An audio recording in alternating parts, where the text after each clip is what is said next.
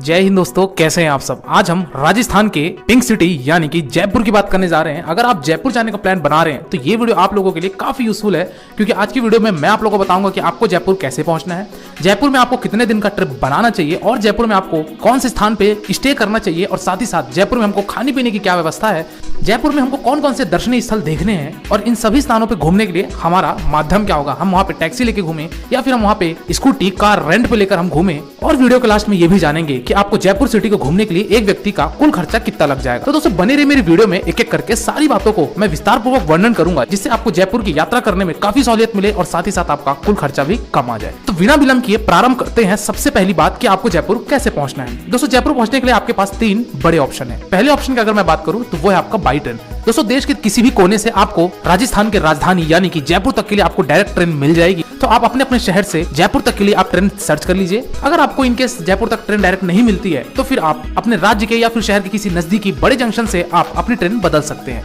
तो दोस्तों ये बात थी कि अगर हमको ट्रेन से आना है तो हम कैसे पहुंचेंगे। अब बात करते हैं दूसरे ऑप्शन की, यानी कि अगर आपका माध्यम है फ्लाइट। दोस्तों अगर आप फ्लाइट से आना चाहते हैं तो जयपुर में ही इंटरनेशनल एयरपोर्ट है, तो आप जयपुर तक की डायरेक्ट फ्लाइट सर्च करके आप जयपुर पहुंच सकते हैं। और लास्ट तीसरे ऑप्शन की अगर मैं बात करूं तो वो है आपका बाई बस। दोस्तों देश के बड़े बड़े शहरों से आपको डायरेक्ट बस कनेक्टिविटी मिल जाएगी, चाहे वो गवर्नमेंट बस हो चाहे वो आपकी प्राइवेट बस हो। तो दोस्तों अगर आप बस का विकल्प चुनना चाहते हैं तो आप बस के माध्यम से भी गुलाबी शहर यानी कि जयपुर पहुंच सकते हैं। चलिए दोस्तों अगली बात करते हैं कि हम जयपुर अब पहुंच चुके हैं और हमको जयपुर में स्टे कहां करना चाहिए। दोस्तों यहाँ पे जयपुर में स्टे करने के लिए आपके पास 2 से 3 लोकेशन मैं आपको बताऊंगा, जो कि आपका सभी स्थानों को कवर करने के लिए काफी नजदीक पड़ेगा। सबसे पहला तो ये कि अगर आप चाहें तो रेलवे स्टेशन के आसपास अपना स्टे ले सकते हैं। वहां पे आपको ढेर सारे होटल्स मिल जाएंगे, बजट होटल भी मिल जाएंगे, साथ ही साथ आपको एक अगर अच्छे होटल चाहते हैं तो वो भी आपको मिल जाएगी। होटल की अगर मैं कॉस्ट की बात करूं दोस्तों तो 800-900 रुपए से स्टार्ट होकर आपको 4000-5000 रुपए पर डे के हिसाब से आपको होटल देखने को मिल जाएंगे। तो पहला लोकेशन तो था कि अगर आप रेलवे स्टेशन के आसपास लेना चाहते हैं तो आप रेलवे स्टेशन के इर्द गिर्द जितने भी प्राइवेट होटल्स है वहां आप अपना स्टे बना सकते हैं।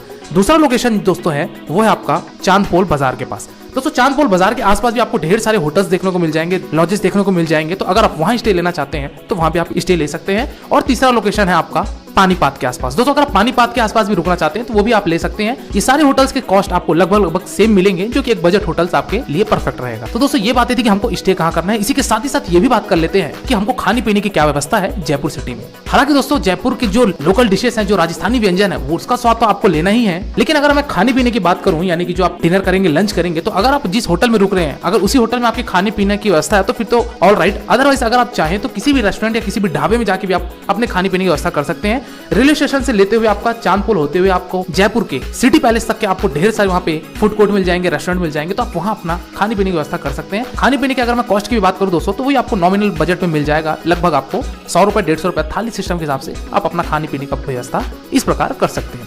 चलिए दोस्तों अगली बात करते हैं कि हमको जयपुर आने के लिए कितने दिन का ट्रिप बनाना चाहिए और जयपुर में हमको सबसे अच्छे समय कौन सा रहेगा विजिट करने के लिए। दोस्तों हालांकि जयपुर में विजिट करने के लिए जो सबसे अच्छा समय है वो है आपका विंटर का। और वही अगर मैं बात करूं कि आपको जयपुर कितने दिन के लिए ट्रिप बनाना चाहिए तो मेरे ख्याल से 3 से 4 दिन का ट्रिप आपके लिए पर्याप्त है पूरे जयपुर को घूमने के लिए, क्योंकि 2 दिन आपको कम पड़ जाएंगे और 4 दिन में आप भली भांति प्लेसेस कवर कर लेंगे। तो अगर आप एक बजट ट्रिप करना चाहते हैं तो 3 to 4 डेज आप ट्रिप बनाइए, आप जयपुर के मुख्य सारे स्थानों को आप घूम लेंगे। और वही अगर आप बारीकी से एक्सप्लोर करना चाहते हैं तो फिर शायद हफ्ते दिन में आपको लग जाएंगे। चलिए दोस्तों अगली बात करते हैं कि हमको जयपुर में अब कौन कौन से स्थान पे विजिट करना है। एक एक करके मैं सारे स्थानों का आपको नाम लेते हुए बताता चलता हूं। सबसे पहला है आपका सिटी पैलेस। और दोस्तों सिटी पैलेस के आसपास ही आपका राजस्थान का सबसे लोकप्रिय किला वो है आपका हवा महल। सिटी पैलेस के ही पास में वॉकिंग डिस्टेंस पे आपका है हवा महल, और सिटी पैलेस के ही आपके वॉकिंग डिस्टेंस पे है एक जंतर मंतर। दोस्तों हवा महल में भी आप विजिट करिए। जैसा कि आपको पता है जयपुर का सबसे फेमस फोर्ट है वो है हवा महल। यहाँ पे आपको 5 फ्लोर देखने को मिलेंगे और हर फ्लोर में आपको एक अलग ही चीजें जानने को मिलेगी, नई नई चीजें देखने को मिलेंगी। तो आप यहाँ जाइए।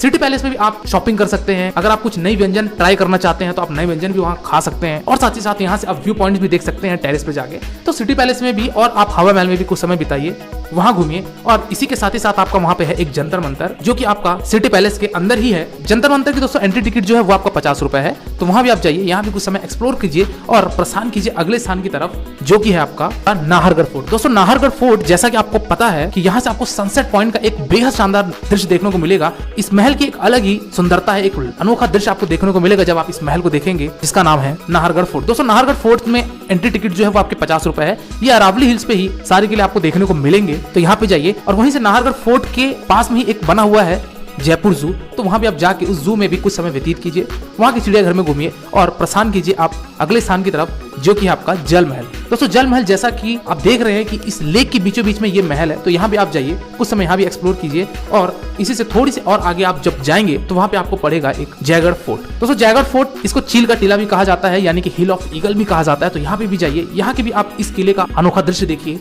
साथ ही साथ इस फोर्ट के अंदर आपको मंदिर, संग्रहालय, महल, ये सारी चीजें आपको देखने को मिलेंगी, तो यहाँ आप जाइए, कुछ समय यहाँ एक्सप्लोर कीजिए और प्रस्थान कीजिए आप अगले स्थान की तरफ, जो कि है आपका आमेर फोर्ट। दोस्तों आमेर फोर्ट में आपको 2 दरवाजे मिलेंगे, एक मिलेगा फ्रंट, एक मिलेगा बैक। लेकिन अगर आप टैक्सी बुक किए हुए हैं या फिर अगर आप अपने कोई गाड़ी हायर भी की हुई है, तो आप बैक साइड से जाइएगा, क्योंकि वहां पे आपको जो प्रवेश करने का जो वॉकिंग डिस्टेंस है वो आपको थोड़ा सा कम हो जाएगा, तो आप बैक साइड से जाइएगा। 100 रुपए यहाँ पे एंट्री चार्ज होती है इस आमेर फोर्ट में प्रवेश करने के लिए। यहाँ पे दोस्तों 3 कोर्टयार्ड है और इसी आमेर फोर्ट में ही दोस्तों बना हुआ है एक शीश महल, तो शीश महल भी जाइए, यहाँ का भी एक अनोखा दृश्य है, यहाँ का भी अलग ही आपको अनुभव प्रदान होगा, तो यहाँ भी जाइए। यहाँ आमेर फोर्ट में दोस्तों आपको यहाँ पे महल मिलेंगे, स्नान घर मिलेगा, रसोई घर मिलेगा और भी बहुत सारी चीजें आपको देखने को मिलेंगी, तो आप भली भांति यहाँ पे एक्सप्लोर कीजिए और प्रस्थान कीजिए आप अगले स्थान की तरफ, जो कि है आपका कनक घाटी टेम्पल। दोस्तों कनक घाटी टेम्पल, यहाँ पे छोटा सा मंदिर है और मंदिर के साथ ही साथ यहाँ पे एक बना हुआ है छोटा सा गार्डन, तो आप चाहें तो कनक माता के दर्शन भी कर सकते हैं, जो कि कनक घाटी टेम्पल के नाम से जाना जाता है, तो यहाँ भी आप जाइए, कुछ समय यहाँ एक्सप्लोर कीजिए और प्रस्थान कीजिए अगले स्थान की तरफ, जो कि है आपका गलताजी मंदिर। दोस्तों गलताजी मंदिर भी आपका जयपुर सिटी से ही थोड़ी सी दूरी पे बना हुआ है, तो यहाँ भी जाइए, यहाँ भी दर्शन कीजिए और प्रस्थान कीजिए आप अगले स्थान की तरफ, यानी कि गणेश जी के दर्शन करने के लिए, जिसका नाम है मोती डंगरी मंदिर। दोस्तों मोती डंगरी मंदिर यानी कि यहाँ पे गणेश जी की प्रतिमा विराजमान है, तो यहाँ जाइए, गणेश जी के दर्शन कीजिए और मोती डंगरी मंदिर के ही पास में बना हुआ है एक बिरला मंदिर, तो दोस्तों बिरला मंदिर भी जाइए, यहाँ भी आप कुछ समय एक्सप्लोर कीजिए और बढ़िए आप अगले स्थान की तरफ, जो कि है आपका एल्बर्ट हॉल म्यूजियम। दोस्तों एल्बर्ट हॉल म्यूजियम, सबसे पहले आप प्रवेश करेंगे तो आपको यहाँ पे कबूतरों का जमवाड़ा देखने को मिलेगा, अगर आप कुछ दाना देना चाहते हैं तो अवश्य यहाँ पे दीजिएगा। एल्बर्ट हॉल म्यूजियम में दोस्तों जो एंट्री टिकट है वो आपकी 40 रुपए की है। इस म्यूजियम में दोस्तों आपको प्राचीन वस्तुएं देखने को मिलेंगी, जैसे कि विपन्स हो गए, कॉइन्स हो गए, इस तरीके की सारी सामग्री का यहाँ पे संग्रहालय है, तो यहाँ आप जाइए। एल्बर्ट हॉल म्यूजियम में अगर आप रात के समय पे जाते हैं तो आपको यहाँ के म्यूजियम का एक अनोखा दृश्य देखने को मिलेगा, जो कि नाइट व्यू के पर्पज से बहुत ही शानदार होता है, तो अगर आप नाइट व्यू विजिट करना चाहते हैं तो आप एल्बर्ट हॉल म्यूजियम रात में भी जा सकते हैं। चलिए दोस्तों अगले स्थान की बात करते हैं, वो है आपका अक्षरधाम टेम्पल, क्योंकि अक्षरधाम टेम्पल को इसी तरीके से बनाया गया है, जो कि दिल्ली के भी अक्षरधाम की तरह ही दिखता है, तो यहाँ भी आप जाइए, यहाँ दर्शन कीजिए और यहाँ के कलाकृत को निहारिए और साथ ही साथ यहाँ पे एक गार्डन है, तो उस गार्डन में भी रहकर आप कुछ समय व्यतीत कीजिए और प्रस्थान कीजिए आप अगले स्थान और सबसे अंतिम स्थान, जिसका नाम है सिसोदिया रानी गार्डन। दोस्तों ये एक पार्क है जिसका नाम सिसोदिया रानी गार्डन रखा गया है, तो अगर आप यहाँ भी कुछ समय व्यतीत करना चाहते हैं, एंजॉय करना चाहते हैं, तो इस गार्डन में भी जाके एक्सप्लोर करके आप अपने जयपुर ट्रिप की यात्रा कर सकते हैं। चलिए दोस्तों, तो ये बातें थी दोस्तों कि हमको कहाँ कहाँ विजिट करना है और कौन कौन से स्थान पे हमको जाना है। अब बात करते हैं कि इन सारे जगहों को घूमने के लिए हमारा साधन क्या होगा। तो दोस्तों यहाँ पे आपके पास 3 साधन है। सबसे पहली बात तो ये कि आप जो भी 3 दिन या 4 दिन का ट्रिप बनाए हैं, तो वहां से आप अगर सबसे बजट ट्रिप करना चाहते हैं तो वो है आपका बस। दोस्तों आप वहां पे स्टेट ट्रांसपोर्ट की बस चलती है, तो आप बस के माध्यम से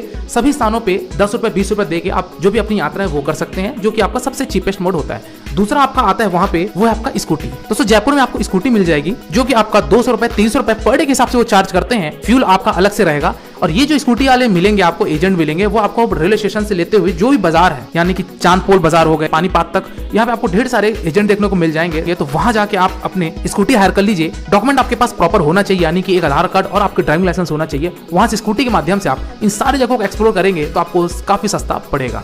और लास्ट यानी कि तीसरे विकल्प की बात करते हैं कि अगर आपकी फैमिली बड़ी है या फिर अगर आप स्कूटी ड्राइव नहीं करना चाहते हैं, तो फिर आप टैक्सी हायर कर लीजिए।